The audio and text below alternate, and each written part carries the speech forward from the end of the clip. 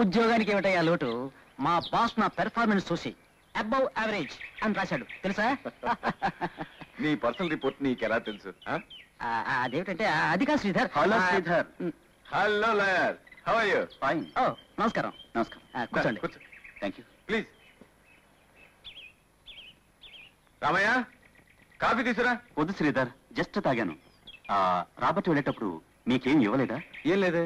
ఆ లెటరు, తాళం చెవి? నో, అలాంటిదేం లేదు. 1 minute, ఇప్పుడే వస్తా. రాబర్ట్ ఒక ముఖ్యమైన డాక్యుమెంట్ని బ్యాంకు లాకర్లో ఉంచారట.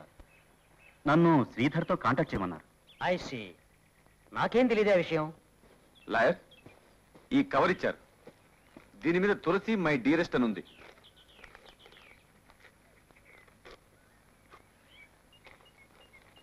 కీ. Very good. రండి.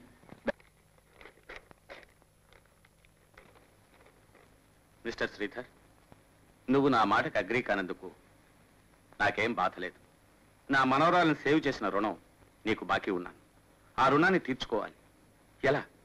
నీకు సహాయం చేయాలి. నీకు తెలిసే ఉంటుంది నేను తులసిని ఎంతగా ప్రేమిస్తున్నాను. ఆమెకు ఏదైనా ఇవ్వవలసిన ధర్మం నాకుంది. అయితే ఇప్పుడు కాదు, నా మనవరాల్ని ఆమె 10వ బర్త్డే నాడు కాపాడావు. అందువల్ల తులసికి 10 ఏళ్లు దాటిన తర్వాత ఆ బహుమానం నీకు లభిస్తుంది. బ్యాంక్ లాకర్లో ఆ పత్రం ఉంది, చూడు. Yours Robert. నీ కూతురు చాలా అదృష్టవంతులు శ్రీధర్. ఏమిటి? 20 lakhs.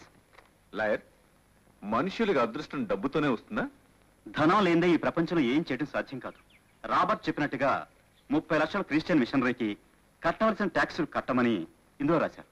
ఆ మిగిలిన 20 లక్షలు? తులసికి 10 ఏళ్లు నిండే వరకు డబ్బు బ్యాంకులోనే ఉంటుంది.